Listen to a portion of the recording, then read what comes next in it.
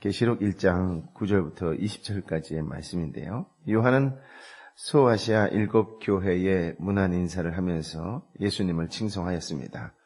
이어서 예수님이 재림할 것을 선포했지요. 장차 예수님께서 재림하실 것을 극적으로 외침으로써 선포한 것입니다. 마태복음 24장 30절이나 26장 64절에 보면 그때 인자의 표적이 하늘에 나타날 것이고 세상의 모든 민족이 통곡할 것이다. 그들은 인자가 능력과 큰 영광 가운데 하늘의 구름을 타고 오는 것을 보게 될 것이다 라고 되어 있습니다. 이 말씀은 예수님의 재림의 성격에 관해 잘 규정해주고 있는 말씀이다 라고 할 수가 있는데요. 첫 번째 예수님은 구름을 타고 오신다고 했습니다. 이 구름을 타고 라고 하는 말의 원어를 직역하면 with clouds, 즉 구름들과 함께 라고 하는 뜻인데요. 실제적으로 자연적인 구름이라기보다는 하나님의 능력과 위엄과 영광을 나타내는 초자연적인 현상을 말하는 것을 확인해 볼 수 있습니다. 둘째, 모든 사람이 예수님을 볼 것이라고 했지요. 재림의 모습은 한 사람 한 사람, 각 사람이 모두 보게 될 것입니다. 즉, 이 표현은 재림이 전 우주적이며 공개적으로 실현될 것이다라고 하는 것입니다. 현재에는 예수 그리스도의 재림에 대해 그리스도인들만 믿음으로 받아들이고 있지만 그리스도의 재림 때에는 예수 그리스도를 믿는 사람들뿐만 아니라 모든 사람들, 믿지 않는 사람들까지 확연히 보게 될 것이라고 하는 말씀입니다. 세 번째, 그를 찌른 자들도 볼 것이라고 했는데요. 역사적으로 예수 그리스도를 십자가에 못 박은 자들뿐만 아니라 그리스도를 인정하지 않고 도리어 교회와 성도들을 박해하는 모든 사람들도 예수 그리스도의 임재를 재림을 보게 될 것이라고 하는 뜻입니다. 그리고 모든 족속이 통곡할 것이라고 되어 있잖아요. 예수 그리스도를 믿지 않던 자들이 재림 때에 당할 비참함과 두려움을 나타내는 말입니다. 예수 그리스도의 재림은 믿는 자들에게는 큰 위로와 축복이 되겠지만 믿지 않는 자들에게는 애통과 공포가 될 것입니다. 요한의 이 선언은 고난 가운데 있는 당시의 소아시아 교회들의 큰 위로와 소망이 되었을 것입니다.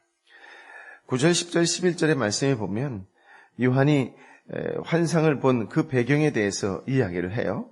9절에 보면 요한은 지금 어디에 있다고 이야기를 해요? 반모섬에 있었다고 이야기를 합니다.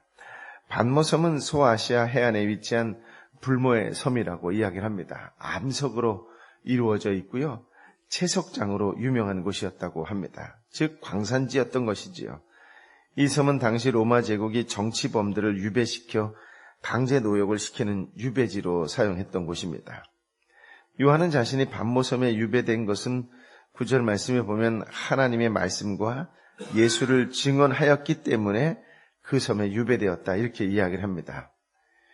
요한이 에베소에서 예수님에 대한 복음을 전하고 하나님 말씀을 가르쳤기 때문에 그 일로 인하여 붙잡혀 유배되었다라고 하는 말이지요. 다시 말씀드려서 예수님의 복음과 하나님의 말씀 때문에 박해를 받아 반모섬에 있게 되었다라고 하는 말입니다. 그런데 9절의 말씀을 보면 요한이 이런 말을 사용하지요. 여러분의 형제이며 라고 하는 말입니다. 즉 요한이 소아시아에서 복음과 말씀으로 인하여 박해받는 그리스도인들과 동질의식을 가지고 소아시아의 그리스도인들을 위로하는 표현으로 사용하고 있는 것일 겁니다. 또한 요한 자신은 예수 안에서 환난과 나라와 인내를 함께 나누는 사람이라는 표현을 씁니다. 즉 예수님의 환난과 나라와 인내에 동참한 자라고 하는 것이지요. 요한은 환난에 동참했습니다. 예수 그리스도께서 하나님께 온전히 충성함으로 인하여 받은 모든 고난을 말하는 것일 겁니다. 또한 요한은 나라에 동참하는 자였다라고 하는 것이죠. 나라는 예수 그리스도께서 구속으로 이룬 하나님 나라로서 하나님의 구원 안에 들어온 모든 백성과 그들이 하나님 통치를 받으며 살아가는 모든 영역을 말합니다. 예수님은 고난과 환난을 통해 이 하나님 나라를 이루셨고 성도를 통해 그 나라를 더욱 견고하게 그리고 넓게 확장시켜 나가시지요. 예수님을 믿는 우리는 하나님 나라의 일원이 되었습니다. 이제 우리가 전적으로 하나님의 통치와 주장과 인도를 받아야 하고 우리가 살아가는 이 모든 환경이 지배를 받도록 해야 할 것입니다. 끝으로 요한은 인내에 동참하는 자였다라고 이야기를 합니다. 인내는 하나님 나라를 이루어가는 데에 있어서 오는 모든 고난에 대해 견디고 이겨나가는 신앙적인 의지를 말합니다. 예수님은 하나님의 뜻을 순종하려 할 때 십자가 고난과 죽음이 왔는데 그때 예수님은 욕하지 않고 위협하지 않고 오직 공의로 심판하시는 하나님께 맡기시고 친히 고난을 담당하셨습니다.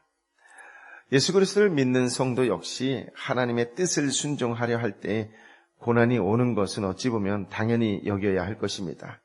그 환난과 고난을 인내하고 또 참고 견디고 이길 때 하나님의 은혜와 평강이 임할 것입니다. 10절에 보면 주의 날에 성령의 감동이 되었다라고 합니다. 사도 요한은 밤모섬에서 주의 날에 성령에 감동되어 나팔소리 같은 큰 음성을 듣게 되어 주의 날에 성령에 감동되어 계시를 받은 것입니다. 당시 소아시아 교회와 성도들이 박해를 받고 있고 자신도 박해를 받고 있어서 구속 역사가 실패로 돌아갈 것 같은 상황에서 어찌 보면 두려움을 느끼고 있었을 것입니다. 그때 성령 하나님이 감동되게 하여 소아시아의 교회와 성도들의 미래에 대해 계시를 한 것이지요. 우리는 그런 은혜가 언제? 주의 날, 곧 주일에 있었다는 것에 주목할 필요가 있습니다. 주의 날은 다른 말로 예수님께서 부활하신 날입니다. 오늘날 우리가 지키고 있는 주일이지요. 주일을 지킨다라고 하는 것은 하나님의 주권을 인정하는 것이므로 지켜 행하는 자마다 하나님이 복을 주시는 것입니다. 오늘날 우리도 주일이 하나님께서 구속 역사에 있어 가장 중요하게 여기시는 날이라는 것을 알고 주일을 철저히 지킬 수 있어야 할 것입니다. 모든 일과 상업행위와 여행과 오락 등을 그치고 예배에 전심전력을 쏟아야 할 것입니다. 그날에 성령의 감동과 예수님의 은혜와 하나님의 말씀이 주어집니다. 하나님의 행하신 일과 하고 계신 일과 앞으로 하실 일을 아는 것을 통하여 평안과 기쁨이 생기지요. 12절부터 20절의 말씀은 요한이 본 환상의 내용인데요. 다시 한번 읽어보도록 하겠습니다. 시작. 나는 내게 말씀하신 음성을 알아보려고 몸을 돌렸습니다. 내가 몸을 돌렸을 때 7 촛대가 보였고 인자 같은 분이 끌리는 옷을 입고 가슴에 금띠를 띠고 계셨습니다. 그리고 그분의 머리와 머리칼은 흰 양털과 눈처럼 희고 그분의 눈은 타오르는 불과 같고 그분의 발들은 용광로에서 재련된 청동 같고 그분의 음성은 많은 물소리와 같았습니다. 그는 그분의 오른손에 7뼈를 들고 계셨으며 그분의 입에서는 좌우의 날선 검같이 나왔고 그분의 얼굴은 해가 힘있게 비치는 것 같았습니다. 내가 그분을 볼 때 나는 죽은 사람처럼 그분의 발 앞에 엎드렸습니다. 그러자 그분이 자기 오른손을 내게 얹고 말씀하셨습니다. 두려워하지 마라. 나는 처음이요 마지막이다. 나는 살아있는 자다. 나는 죽었으나 보라. 나는 영원토록 살아있는 자니 나는 죽음과 음부의 열쇠를 가지고 있다. 그러므로 너는 내가 본 것과 지금 있는 일들과 이 일 후에 일어난 일들을 기록하여라. 내가 본 내 오른손의 7별과 7 금촛대의 비밀은 이것이니 7별은 7 교회의 사자들이요 7 촛대는 7 교회다. 먼저 요한이 본 것은 7 금촛대를 보았다고 이야기를 하지요. 사도 요한은 성령의 감동된 가운데에 뒤에서 나는 나팔소리 같은 큰 음성을 듣고 그 음성을 알아보려고 몸을 뒤로 돌이켰어요. 그때 7 금촛대를 보았고 그 사이에 있는 인자 같은 이가 있는 것을 보았습니다. 여기서 7 금촛대는 7 교회를 가리킵니다. 7 촛대는 성막의 성소 안 왼쪽에 있는 등잔대를 원형으로 한 계시인데요. 스가랴 4장 2절에 보면 스가랴 선지자도 그것을 원형으로 한 계시로 받았습니다. 그 당시 7 등잔을 이스라엘에 대한 상징이었다고 이야기하지요. 하지만 오늘 본문에 나오는 소아시아에 있는 7 교회에 대한 상징으로 주신 것이라고 하는 것을 확인해 볼 수 있습니다. 물론 좀 더 확대 해석하면 7 금초대는 7 교회, 즉 소아시아의 7 교회만 말하는 것이 아니라 전 세계에 있는 다양한 모든 교회들도 말하는 것이다 할 수 있습니다. 그러면서 교회를 금초대라고 이야기하는 것으로 보아 얼마나 소중하고 귀하게 여기는 것인지를 확인해 볼 수도 있을 것입니다. 등잔대가 무엇을 상징하느냐라고 이야기할 때에 그 등잔대의 원줄기는 요한복음 12장 46절을 근거로 해서 예수 그리스도를 상징한다 이렇게 이야기를 해요. 그런데 보통 이 금 등잔대 하나를 만드는 데에 금이 한 34kg 정도 들어간다고 이야기를 합니다. 1달란트라고 이야기를 하는데요. 특징이 있다면 주조로 만들지 않고 단조로 만들었다 이렇게 이야기합니다.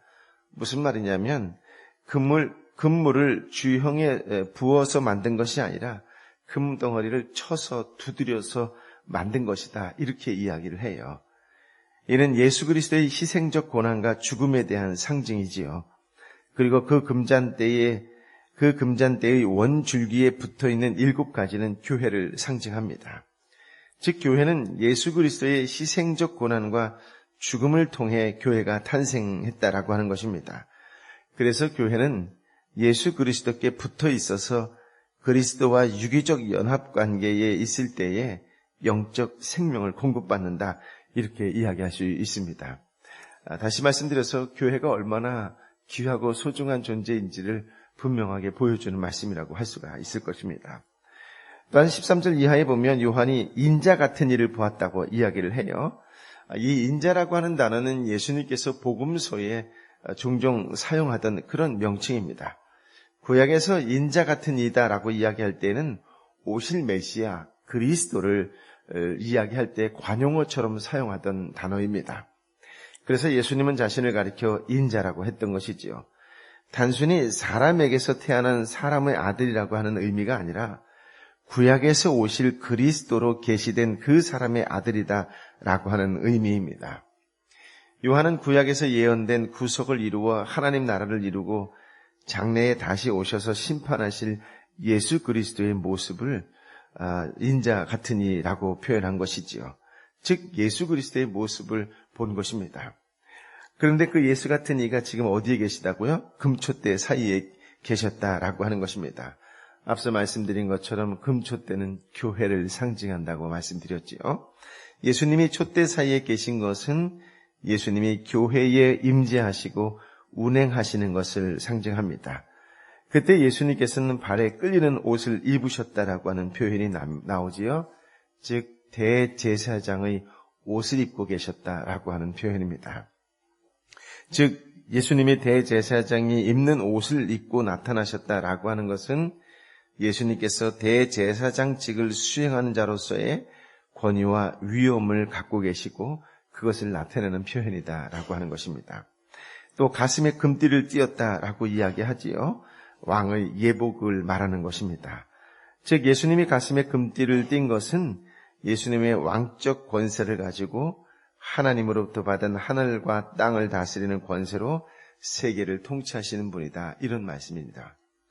또 머리털이 양털과 같이 또 눈같이 희었다. 이렇게 이야기하지요. 성결하신 분이요. 예수님이 하나님의 영광과 속성을 가지고 있으며 지혜 속성을 가지고 계신 분이다. 그런 뜻입니다. 또 눈은 타오르는 불꽃 같다. 이렇게 이야기할 때에 예수님 앞에 그 누구도 숨길 수 없는 통찰력을 이야기하는 것입니다.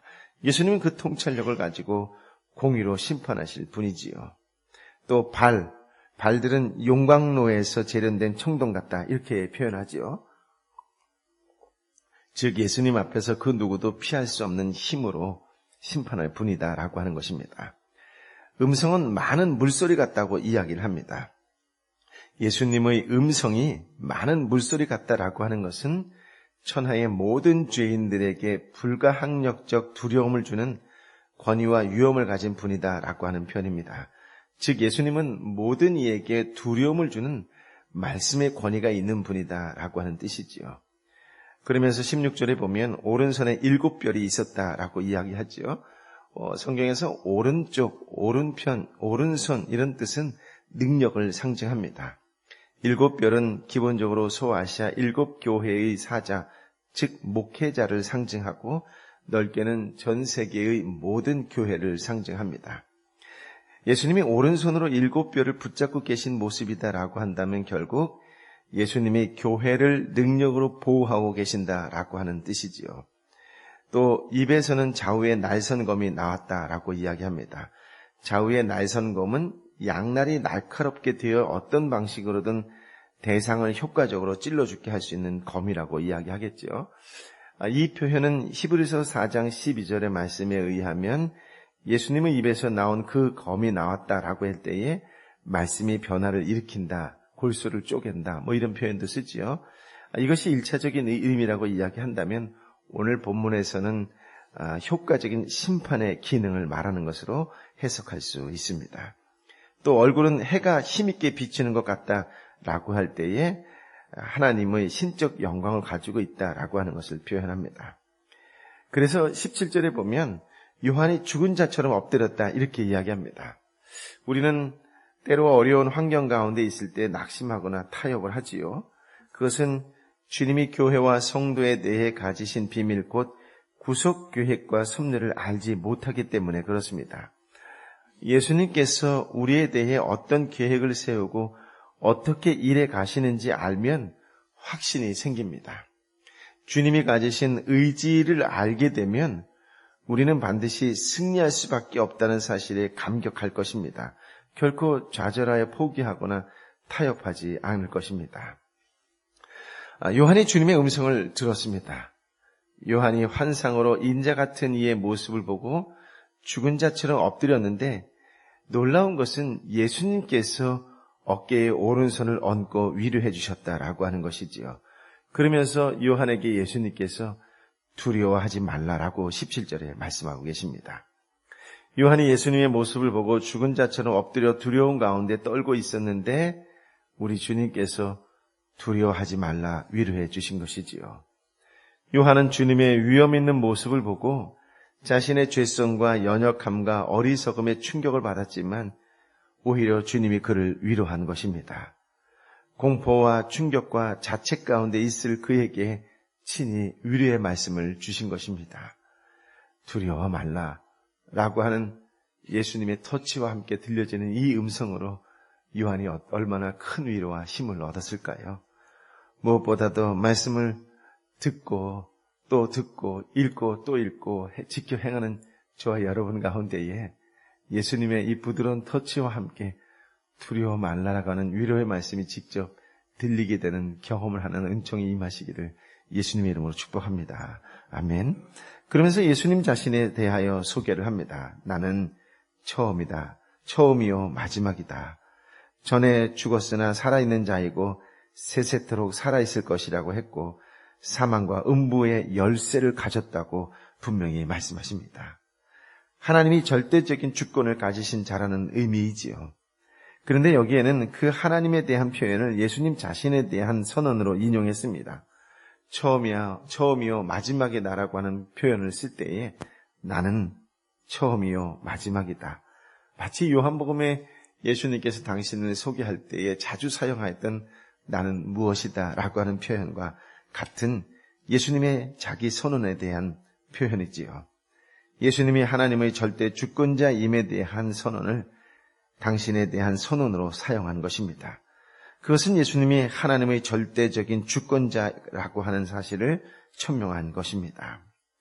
요한은 그 주님의 위로를 받고 로마의 핍박으로 구원운동의 실패로 돌아갔을 것 같은 당시 상황 속에서 큰 확신을 얻었을 것입니다. 또한 요한에게 사명이 주어졌습니다. 본 것과 지금 있는 일과 장차 될 일을 기록하라 라고 하는 소명이지요. 주님의 구원 역사 관점에서 과거와 현재, 미래에 관한 계시를 기록하라고 했습니다. 혼자만이 아니라 7교회와 성도들에게 하나님의 구원 계획을 알게 하려는 데 그 목적이 있습니다. 주님께서 구원 역사를 어떻게 계획하셨고 현재 어떻게 이루어가고 있고 앞으로 어떻게 이루어갈 것인가를 알게 하려는 것이지요. 당시 상황은 사람들이 보기에 주님의 성도와 교회가 큰 핍박 가운데 쓰러질 것 같은 상황이었습니다. 주님의 구속사역이 실패로 돌아가는 듯한 생각을 갖게 하는 상황이었지요. 그러나 주님이 당신의 의도대로 일하고 계시고 또한 반드시 계획한 일을 이루실 것, 즉 그 주님이 가지신 구속 역사를 알게 하여 낙심하지 않게 하려는 것입니다. 요한은 이 말씀을 듣고 자신의 사명을 깨달았을 것입니다. 그것을 박해로 좌절 가운데 있는 소아시아 7교회 성도들에게 알게 하여 그들로 하여금 큰 확신과 소망 가운데 인내함으로 승리하게 하려는 의지를 가졌을 것입니다. 그러면서 20절에 계시의 상징을 해석해 주었지요. 7 금초대는 7 교회이고 7 별은 7 교회의 사자들이다 라고 했습니다. 7 금초대는 말씀하신 대로 1차적으로 소아시아에 있는 7 교회를 상징하고 2차적으로는 전 세계에 있는 다양한 모든 교회를 상징합니다.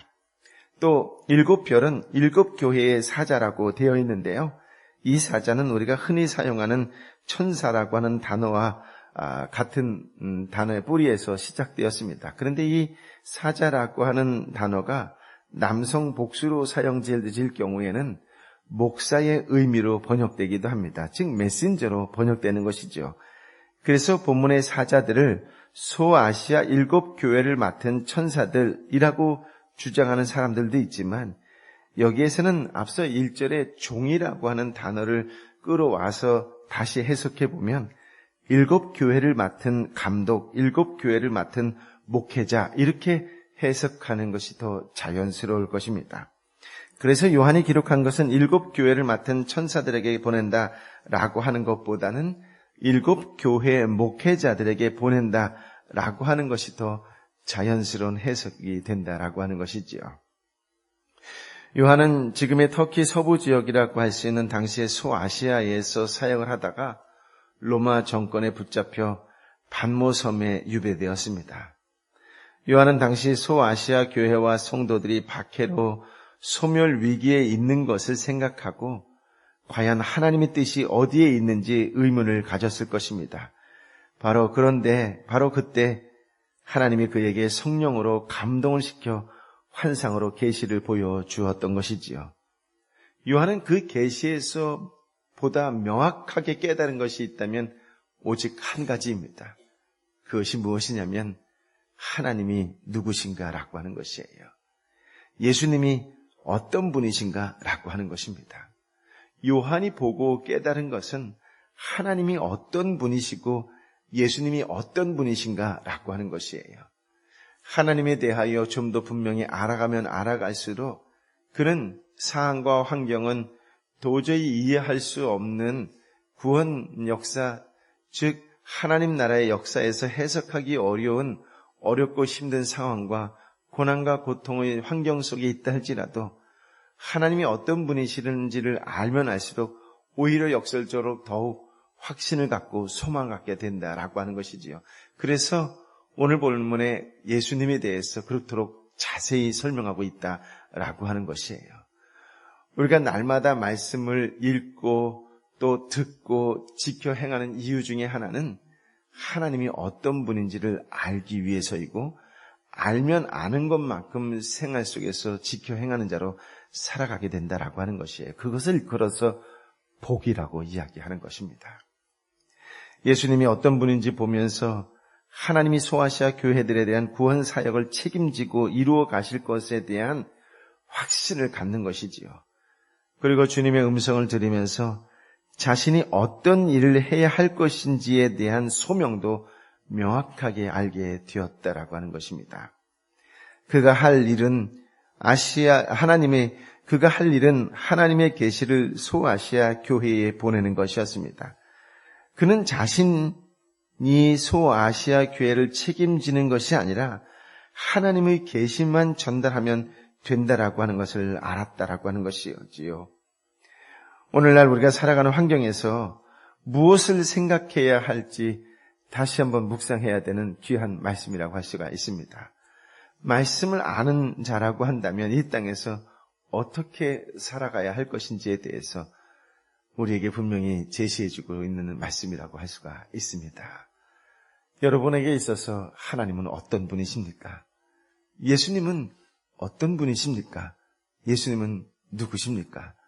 이 질문에 대하여 명확하게 답을 찾아가고 또 명확하게 선포할 수 있을 때에 하나님께서 여러분의 가는 그 모든 길 가운데에 소망으로 희망으로 열어주시고 그 어느 때보다 더 놀라운 은혜와 복으로 가득 채워주시게 되실 줄 믿습니다. 이 놀라운 생명의 길에 동역하는 저와 여러분의 삶에 그 어느 때보다 하나님의 놀라운 은혜와 평강이 임하게 되시기를 예수님의 이름으로 축복합니다. 아멘. 아버지 하나님, 우리에게 생명의 말씀을 허락하여 주시니 감사합니다. 교회가 얼마나 귀하고 소중한지를 깨닫게 하여 주시니 감사합니다. 교회를 통하여 주시는 말씀이 우리를 통하여 주시는 생명의 말씀인지를 다시 한번 확인케 하여 주시니 감사합니다. 주님, 어떤 상황과 환경 속에서도 하나님을 아는 자답게 살아갈 수 있는 믿음의 사람이 되게 하여 주옵소서.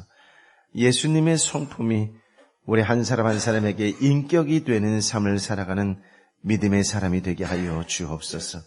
어떤 상황과 환경 속에서도 말씀을 전하는 자가 될 수 있도록 늘 말씀을 들으며 준비된 자가 되게 하여 주옵소서. 늘 말씀을 읽고 묵상하며 준비된 자가 되어 어떤 상황에서도 어떤 환경 속에서도 생명의 말씀을 전할 수 있는 그리스도인의 한 사람이 되게 하여 주옵소서. 오 성령이여 임하여 주옵소서. 말씀을 전하는 우리 가정 가운데 임하여 주옵소서. 말씀을 전하는 내 가까운 지인들 가운데 임하여 주옵소서. 말씀을 전하는 아파하고 힘들어하고 지쳐있는 내 이웃 가운데에 역사하여 주옵소서. 하나님의 놀라운 능력이 드러나게 될 줄 믿습니다. 하나님의 놀라운 부흥의 역사가 일어나게 될 줄 믿습니다. 하나님의 사랑의 역사, 치유의 역사, 회복의 역사가 일어나게 될 줄 믿습니다. 하나님, 우리를 통하여 행하시옵소서. 우리를 통하여 역사하여 주옵소서. 이제는 우리 주님 예수 그리스도의 은혜와 아버지 하나님의 크신 사랑과 성령 하나님의 위로 역사 교통 충만하심이 오늘도 말씀을 읽고 듣고 삶 속에서 지켜 행하기를, 그렇게 순종하기를 다시 한번 결단하고 결심하는 하나님의 사람들 한 사람 한 사람 머리 위에 저들의 가정과 저들의 직장과 저들의 눈물로 함께 기도하는 지치고 힘들고 어려워하고 힘들어하는 아파하는 내 사랑하는 이웃과 열방의 선교사님과 선교지 위에 이제부터 영원토록 함께하여 주옵기를 간절히 축원하옵나이다. 아멘.